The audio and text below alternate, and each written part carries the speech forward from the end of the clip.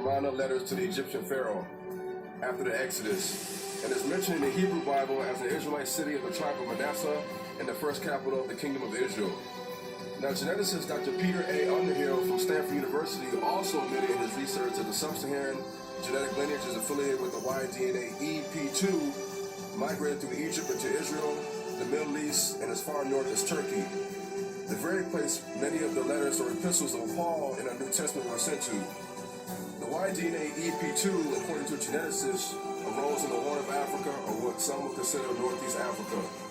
The Y-DNA EP2 will give rise to the Y-DNA EM2, aka E1B1A, which is found in the sub-Saharan Negro, and also EM329, which was associated with the Semitic Ethiopians of the Amhara people, the Eritrean people, and the Tigrayan people, or what they will call today the Habesha people.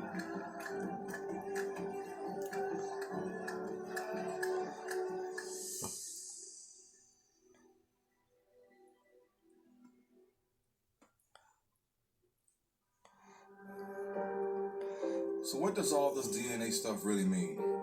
Well, if the DNA of the so-called Bantus Negro is different than that of other ethnicities and tribes in Africa, then who are they? The Bantus people's customs are Hebraic, and their language, as you will see later, is influenced by the Hebrew language and the Egyptian language. Also, their oral history points back to Israel. So if it is scientifically proven that the EP2, the EM2, and the E1B1A Y-DNA originated in Northeast Africa, later appearing in Israel, it proves that the Bantus Negro people are the biblical Hebrew Israelites. Now remember, the children of Israel became a nation of people while they were living for centuries in Egypt and Nubia, which is Northeast Africa. What is even more striking is that the maternal DNA of the Bantus Negro and its downstream branches can be seen all throughout the world in different ethnicities that claim Israelite heritage. And why is this important? Well, the maternal DNA passed from every mother to child is not influenced by who that woman marries to produce a seed, or if that seed was born out of rape from captivity.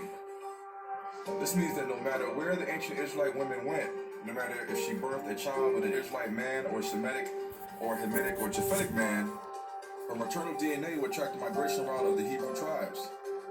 After all, the Hebrew Israelite man, woman, and child were scattered to the four corners of the earth, never to return as a reunited nation until the Messiah is coming. Now the big question everyone wants to know is if the early Hebrews were a people mixed with Hamitic and Shemitic blood. The definition of a people with Hamitic-Shemitic root is called Afro-Asiatic. This excludes the children of Japhet, or the white nations of Europe, Asia Minor, and Central Asia. So what if we can prove that the ancient Hebrews, such as Terah, Abraham, Isaac, and Jacob, were Afro-Asiatic people? Now this will crush the myth or worldwide belief that Abraham, Moses, the children of Israel, and even Jesus Christ were straight-haired, white-skinned people. To prove this, let's start with the Book of Jubilees, which is canon with the Ethiopian Orthodox Church and the Beta Israel Ethiopian Jews. The Book of Jubilees, known as the Lesser Genesis, was found written in ancient Hebrew in the 2,400-year-old Dead Sea Scrolls found in Qumran, Israel in 1947. When the Book of Jubilees in ancient Hebrew was compared to the Ethiopic Book of Jubilees, it was considered word for word a perfect match. Now in the Book of Jubilees, chapter 8, verses 7 through 9, it reads, "And she bare him a son in the 5th year thereof, and he called his name Eber. And he took unto himself a wife, and her name was Azured, the daughter of Nimrod. In the 32nd Jubilee, in the 7th week, in the 3rd year thereof. And in the 6th year thereof she bare him a son, and he called his name Peleg. For in the days when he was born, the children of Noah began to divide the earth amongst themselves. For this reason he called his name Peleg, and they divided it secretly amongst themselves, and they told it to Noah." So here we see Eber taking the daughter of Nimrod, a Kishite woman, to be his wife. Knowing that Eber was a descendant of Arphaxad, whose land was ancient Babylon or Samaria, and Azured was a Nubian Cushite woman, what would this possibly look like today? Now note, Peleg was Abraham's great-great-great-grandfather, and Abraham was the grandfather of Jacob, the father of the children of Israel. From the Hebrew Strong's number 5680, the word Ibri, and the Hebrew Strong's number 5677, Eber, do we get the foundation for the word Hebrew.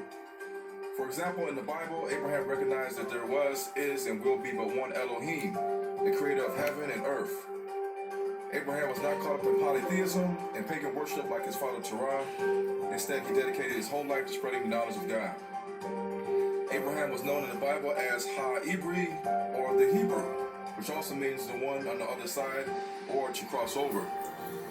Now, where did Abraham cross over from? Was it the Euphrates Tigris River?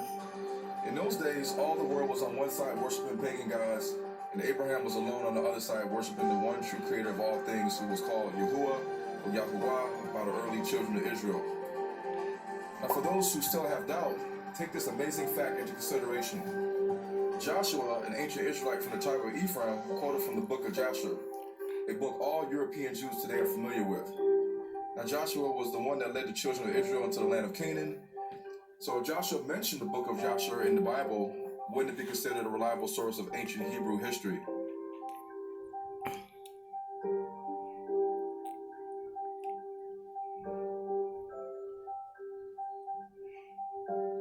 And David lamented with this lamentation over Saul and over Jonathan his son.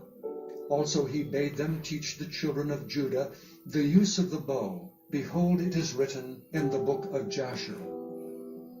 And the sun stood still, and the moon stayed, until the people had avenged themselves upon their enemies. Is not this written in the book of Jasher? So now that you have read this quote from the book of Joshua, now read what is in the book of Jasher. Now in the book of Jasher, in chapter 7, verses 49 to 51, it reads, And Terah, the son of Nahor, prince of Nimrod's host, was in those days very great in the sight of the king and his subjects. And the king and the princes loved him, and they elevated him very high. And Terah took a wife, and her name was Amthello, the daughter of Cornebo, Cushite priest. And the wife of Terah conceived and bare him a son in those days. So who was his son that was born to Terah and a Cushite woman? Now this son was Abraham. But how can we be so sure Terah's wife was a Cushite Nubian woman? Well, the Bible tells us that the family of Nimrod, the son of Cush, ruled over the land of Ur, which is Babylon, Iraq, when Terah's family called this place home. And Cush begat Nimrod. He began to be a mighty one in the earth. He was a mighty hunter before the Lord. Wherefore it is said, even as Nimrod, a mighty hunter before the Lord. And the beginning of his kingdom was Babel, and Erech, and Akkad, and Calneh in the land of Shinar. Now the scriptures say that Terah was 7 years old when he bore Abraham. In those times he was a prince to the king Nimrod, who raised him in those days and dignified him above all the princes that were with him. So let's backtrack again so we can understand the true ethnicity of the forefathers of Jacob and the children of Israel. Now if Nimrod's Cushite family ruled the land of Ur, of Terah's nativity in the Bible, and Terah held a high position as prince in the Cushite royal family with Nimrod, we should assume that his wife Amthello, the daughter of priest Cornebo, was most likely of Cushite stock.